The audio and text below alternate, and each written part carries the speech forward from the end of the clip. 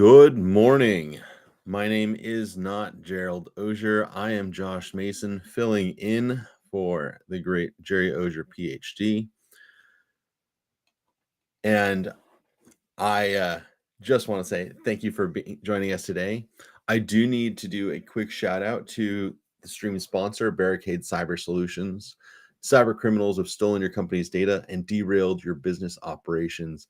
Barricade Cyber Solutions will help you resolve this ransomware attack and get your business back on track. Love everything that Eric Taylor and the folk at Barricade Cyber Solutions are doing. So glad that you guys are in chat today. And if you're excited to see me, that's awesome. I am going to get you guys started because we got Tea with a Hacker going on later as well. If you want to throw in a exclamation point headlines, the bot should give you a link to This Is a Series headlines. And let's get this one started. From the CISO series, it's cybersecurity headlines. It's Friday, May 20th, 2022. Greenland Health Services limited from cyber attacks. The government of Greenland confirmed that recent cyber attacks have impacted its overall hospital system, which caused the healthcare system's digital network to crash. It's unclear if this is related to ransomware, but the attacks began on May 9th. IT admins were forced to restart all systems and servers in the hospital system, with healthcare practitioners unable to access medical records. The government said a technical analysis showed no impact on personal data. It appears the attackers attempted other cyber attacks last month, and Greenland's parliament was forced to cancel all meetings during the week of March 25th as the result of a cyber attack. This one's kind of serious. It's a pretty big deal, especially for Greenland. Sounds like they're getting cyber attacks. The first one hit their government, and the second one's not hitting their healthcare system. No loss of PII, but they did lose access to their systems for a while.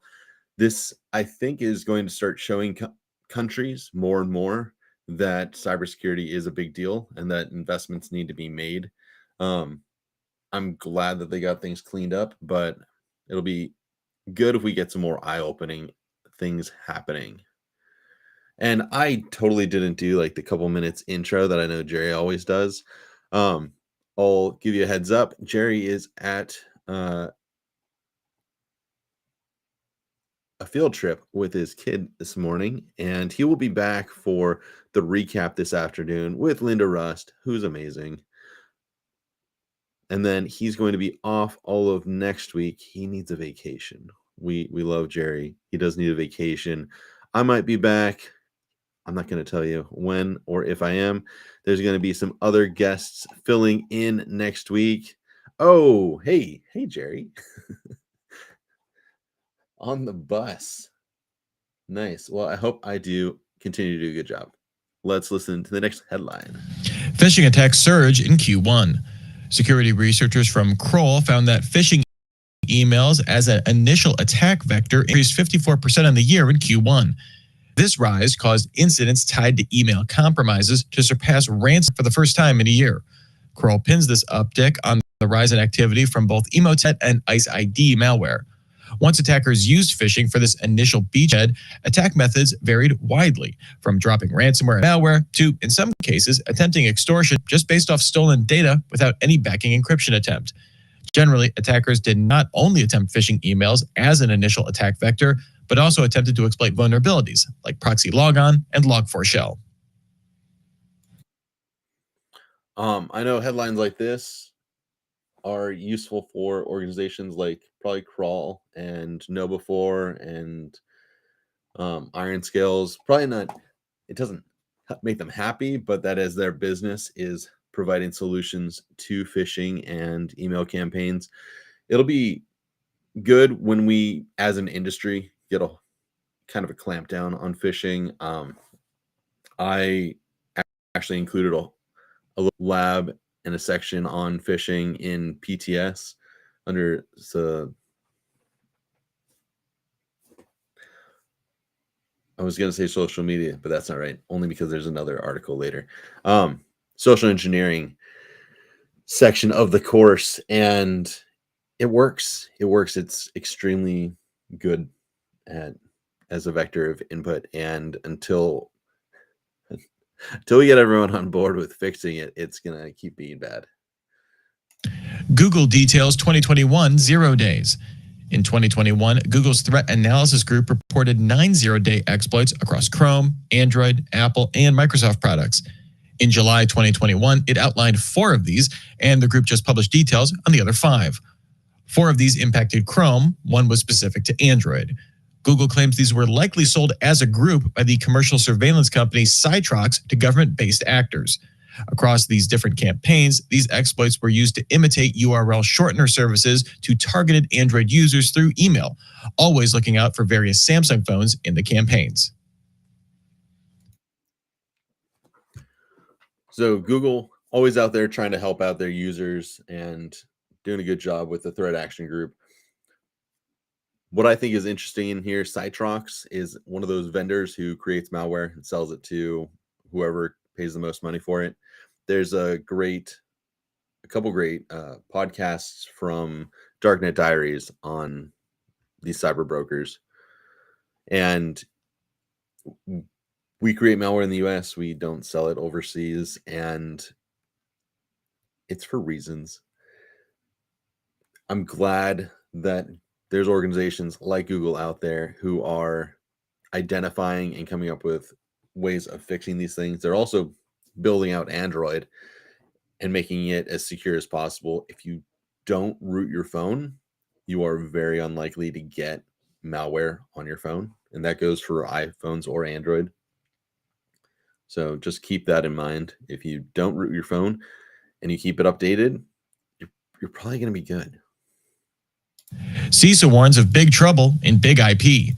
The Cybersecurity and Infrastructure Security Agency published an advisory this week that attackers were actively exploiting patch vulnerabilities in VMware's F5 BigIP. The advisory warned that the attackers were able to reverse engineer the updates for existing vulnerabilities into new exploits within 48 hours of release. U.S. federal civilian agencies are ordered to patch or remove VMware immediately. VMware issued a patch on April 6th, and BigIP issued a patch May 10th. This comes as a separate vulnerability with a 9.8 severity rating hit BigIP last week, opening the door to root access and remote code execution.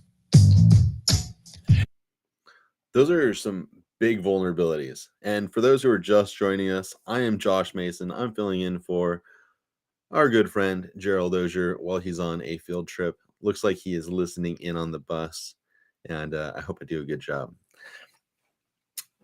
But this one, there are massive vulnerabilities that have been patched. We know about them because they patched them.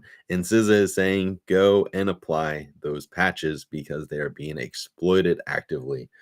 That's big of them to share.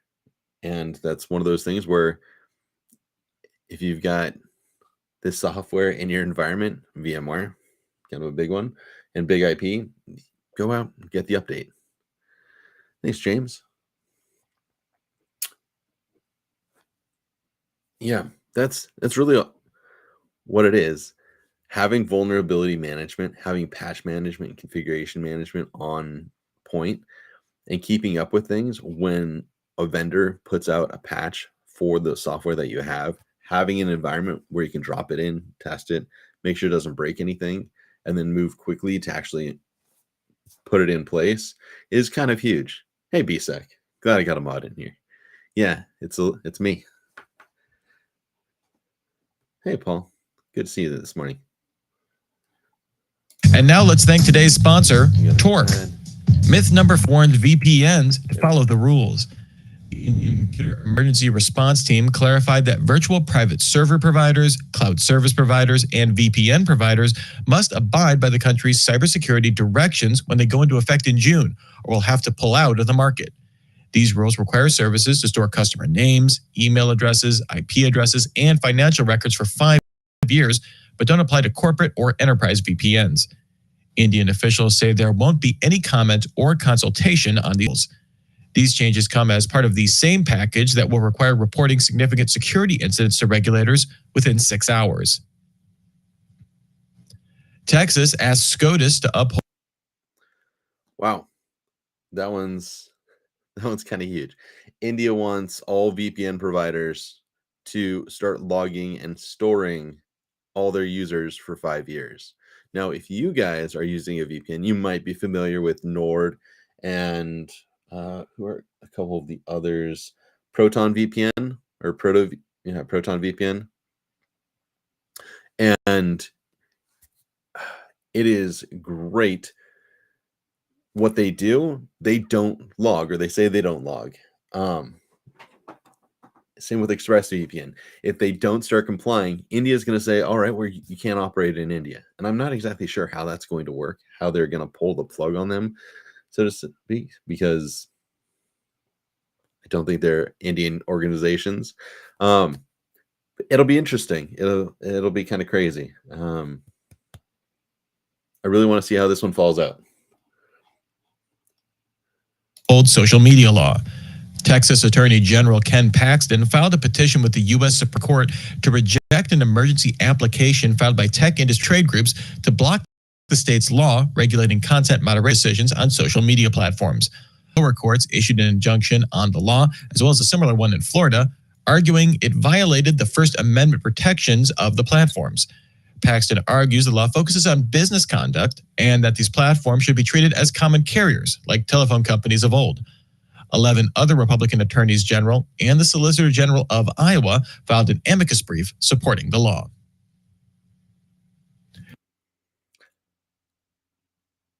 I have strong opinions on this, but it's not my stream, and I really don't want to touch it with a 10-foot pole.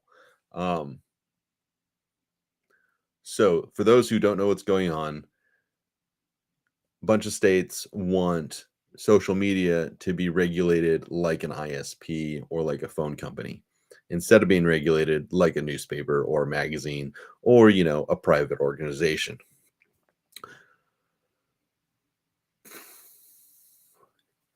Yep, not touching it. Hit me up in like Discord chat later, !Discord, and we'll talk then, but yeah, not here. Twitter announces crisis misinformation policy. This new policy establishes standards for blocking the promotion of certain tweets if they contain misinformation during designated events. This will place greater scrutiny on false reporting on events, allegations involving force, or misinformation regarding atrocities. This will not automatically delete tweets or ban users. Rather, Twitter will algorithmically block promotion of a tweet and add a warning label requiring a click-through to view content. This policy will initially apply to content around the ongoing Russian invasion of Ukraine and will be limited to specific situations in which there is a widespread threat to life, physical safety, health, or basic subsistence. So this one's going to play out kind of like what Facebook was doing a while back. They don't delete any tweets. They don't hide any tweets. They don't stop any users. But if something pops up in their algorithm as possible misinformation, it's going to say something. They're a private company. They can do what they want. I'm curious what this might look like if Elon closes in August, where this is going to go.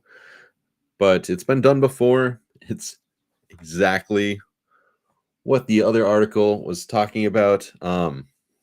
I've got opinions. It's not my show, so I'm just going to bring you guys the headlines, and I'll leave the spiciness up to Jerry. Yeah. And Botnet does more than just DDoS. Researchers at the security firm Nisos published a new report on the unusual front in Botnet. It first made headlines back in 2020 after a hacktivist group claimed to have stolen documents about it from Russia's FSB intelligence service. Based on these documents, it was believed Fronten would primarily focus on its DDoS capabilities, a classic for any botnet. But Nisos found the botnet developed a system for coordinated inauthentic behavior with a software package dubbed Santa. This web-based dashboard includes a wide variety of functions like tracking ongoing news trends, managing large groups of bots, creating behavior models for bots, including response models, and how many friends a bot account should maintain. Santa also supported users creating mass social media accounts using automatically generated emails and phone numbers. Remember to join us for our... Well, there it is. And that is why Twitter wants to do what they've been doing. is because of all of these bots, which is exactly what Elon Musk wants off of Twitter. If they get regulated like a phone company, will they be able to do that? I don't know. There's so much that is out there right now. People are or threat actors and organizations are misusing social media to influence. It's a version of marketing. I like marketing, but man, does it get dangerous. Twitter's trying to put things in place to point out possible misinformation, and there are state governments in the United States that are trying to change those laws, block that from happening, and for the organization or social media organizations to be regulated like a phone company where free speech has to be employed. Whew. This is going to be interesting to see how it plays out. Yeah, I'd rather talk about India and that VPN stuff. It sounds like private VPNs, so like your company doesn't have to log anything, but nobody cares about those. Yeah, I'm also curious how they're actually going to enforce that, because it's not really an enforceable thing. Were there any questions in here? I saw Kennedy was asking about the India situation. Let's pull that one back up. So with the India situation, maybe a direct onslaught on the CIA triage, the main concept behind VPN. Yeah, it'll be. I'm really curious to see how this one plays out again.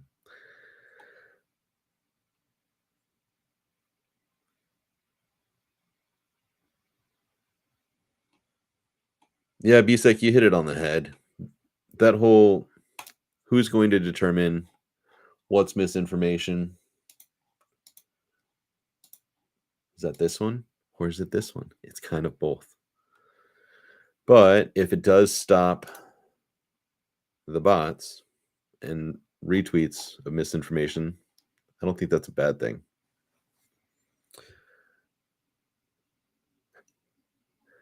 Jess, coffee to first graders just doesn't sound like a good idea. Coffee to most of you is probably not a good idea, but that's not for you and me. Or that's not for me to decide. You do what you want. You're an adult. So yeah, this arrow right here, it's not pointing at Gerald Auger. I'm Josh Mason. I hope you found this informative. Thank you to Barricade Cyber Solutions for sponsoring. Jerry says he's going to be back at lunch, so he will make the streams this afternoon. See Linda Rust, our friend, and one of my board members for Cyber Supply Drop. In about 10 minutes, I think the countdown's going to be starting right now. Tea with a Hacker, and we are doing a giveaway. Neil sent me a text in the middle of this stream. That was real helpful of him. And I'll join you guys over there moderating while I get my day started as well. Thank you again, and maybe I'll see you next week.